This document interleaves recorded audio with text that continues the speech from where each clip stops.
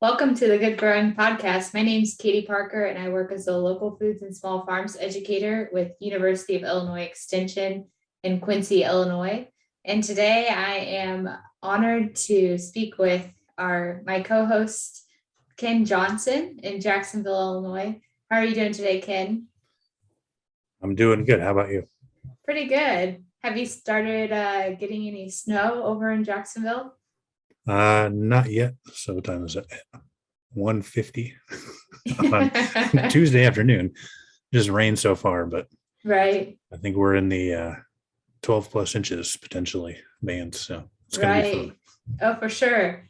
I think that every store is probably sold out of food, shovels, and salt by now. So My wife, we didn't go grocery shopping this weekend, which was not very smart.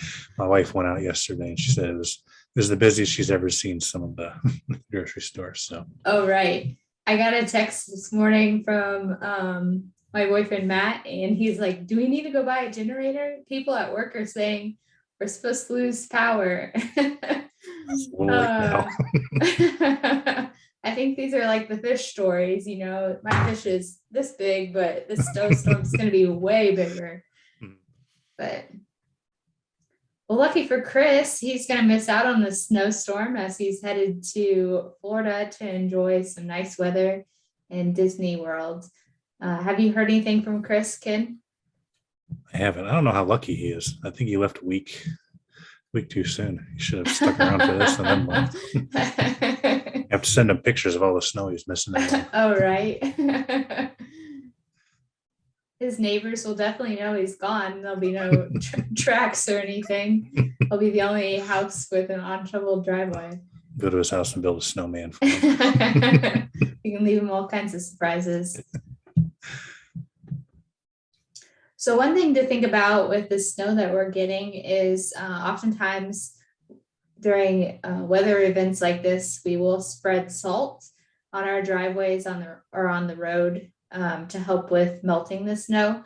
And there are some negative side effects that can occur from that salt on our plants. And so what are some of the things that we can see with salt in plants, Ken? So there's a couple different ways salt can kind of injure plants. So first you've got that spray. So you have spray coming off the road from cars driving by and splashing that salt water on plants. So you get a lot of desiccation or that leaf tissue is drying out or even stems and stuff. Basically that salt kind of sucks all the water out of those tissues and things dry out and they can die. So a lot of times you'll see, especially along like sidewalks and roads, trees, shrubs, even turf, if you got enough salt in there where you get some dead spots on those plants because of that. It can also get into the soil. We're talking about rock salt here, so sodium chloride. And when that gets into the soil, it gets absorbed into water and it separates into sodium and chloride. And when that gets into the soil, it can cause some issues. It can cause the soil structure to change so it doesn't clump as well. It deflocculates, if you want to use the technical term there. Use that in your next trivia night or something. But it can cause issues, and it also can affect the roots. Kind of same thing, dry out that root zone and make it difficult for plants to take up water. So it's kind of a double whammy sometimes. So you gotta be careful with where you're putting salt down and how much you're putting down, so you're not affecting your plants too much. And if you do get a lot in your soil, you can flush that out, but you're going to be putting a lot of water on that soil to kind of flush that salt out of the root zone of the plants.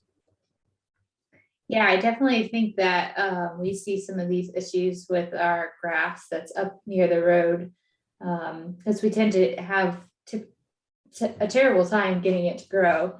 So those are some potential issues that you can see occurring with over or too much salt application. Yeah, and I mean, there's some things you can do to kind of prevent that. So if you're to buy a road or maybe even a sidewalk, you can put up some barriers to kind of keep that salt spray off. So you could do like a burlap or something up on plants, or put up like a burlap fence or something to kind of intercept some of that salt spray so it's not getting on plants. Try not to use as much salt, so put them on like high risk areas like stairs. or something like that. Don't just go putting it out everywhere you possibly can. You can, but that may not be the best for your plants anyway. And there's alternatives to rock salt that don't damage plants. A lot of times those alternatives are going to cost more than rock salt. So University of Wisconsin's got a really nice document, and we can put that in the show notes that talks about some of the different types of de-icing products out there. So calcium chloride, magnesium chloride are couples that don't affect plants as much, but they do have their drawbacks too. They're more expensive. Calcium chloride. I've never used it, but I guess it can get kind of slimy. Almost surfaces kind of stay wet. It doesn't kind of dry out as well and stuff. And they're still corrosive like salt is on metal and stuff like that. But the benefits of something like some of those, they can work colder. So rock salt usually only works down to like 20 degrees before it stops working. Whereas, calcium chloride can go down to 20 below before it stops working, and magnesium chloride down to 0 and stuff like that. So I've seen like the environmentally friendly salt that a lot of the stores sell. Is that the calcium chloride probably that you're talking about? say probably calcium or the magnesium. And if an alternative like de-icing stuff is you could just use sand, basically something like gritty sand. Probably use kitty litter if you wanted to. Something that's just going to give you some traction. It's not going to melt ice or anything, but it'll provide traction so you don't slip as easily. Yeah, those are some great options. Hopefully by the time you're hearing this, you've gotten rid of most of your snow and ice, but if you haven't, for the future, here's some options. Hopefully you didn't make any of these mistakes and sea salt burn. Yes. So I'm hoping that we get a snow day tomorrow, but I don't know how likely that is. But can you think of any talk or anything that we can do while we're at home, bundled up or stuck inside?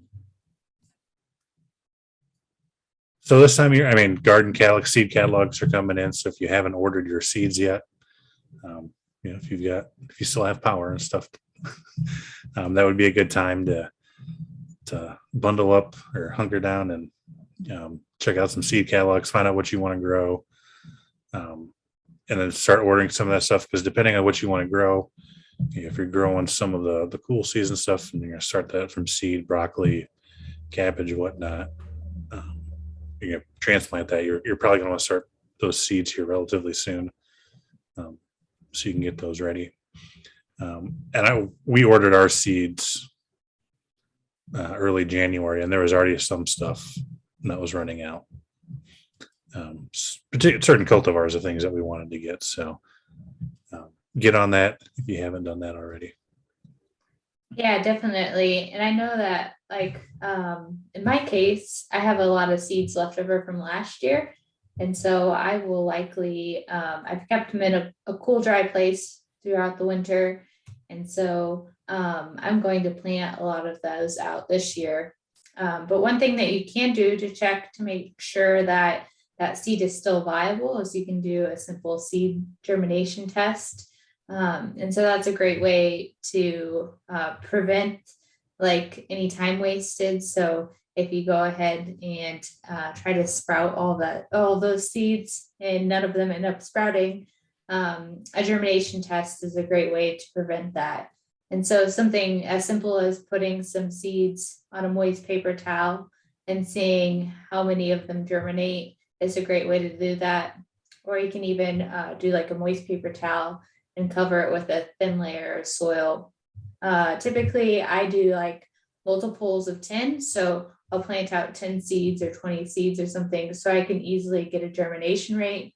So obviously if I have 8 seeds out of 10 that germinate, I have an 80% germination rate. And it's pretty decent chance that I'll have a good germination rate with my seeds for growing them this year. Yeah, we usually do the wet paper towel in a plastic bag, and Mhm. it was like 60%. If it's less than 60%, kind of recommendation is to just buy new seed. Right. Yeah. I think you're exactly right. 60%.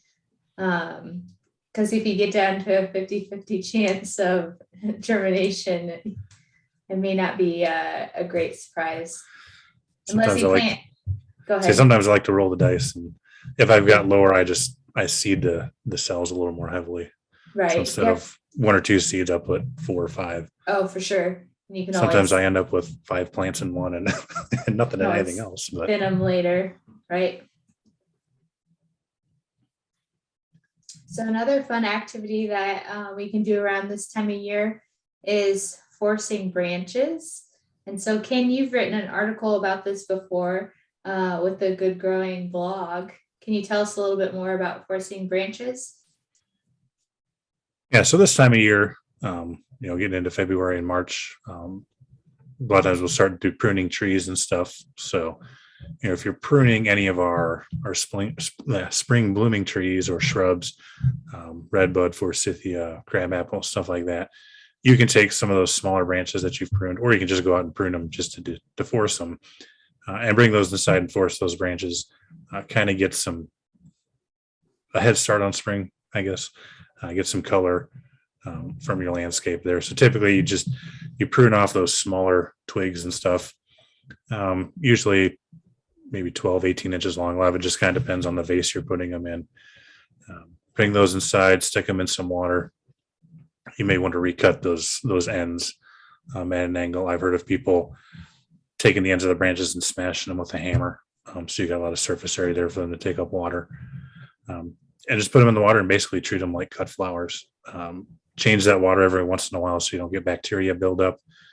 And then usually, depending on the plant, usually a couple weeks, 2 or 3 weeks. I think for like forsythia, maybe 4+ weeks for something like crabapple. Those flower buds should start opening up and blooming for you. When that happens, like a lot of other flowers, you kind of keep them in a cooler location out of direct sun. Those blooms will last longer.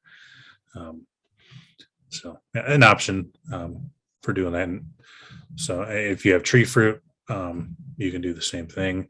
So a lot of the commercial growers will cut branches, especially when you've had real cold winters, and force those blooms to see if those flower buds got damaged at all, to kind of see how many viable flowers and stuff they're going to have, if they're going to have a crop or what that crop's going to look like potentially. Have you done this before, Ken?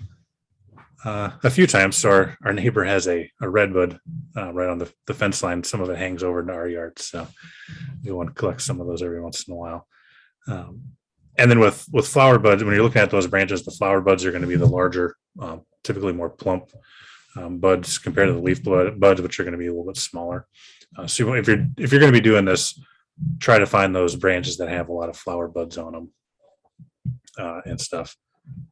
And I forgot to mention earlier that, we say, this plant's going to take a couple weeks, but if it takes 4 or 5 weeks, those plants may not have gotten enough cold temperatures. So basically they have to get a certain amount of cold weather, chilling hours, call it what you want, before those flowers will bloom.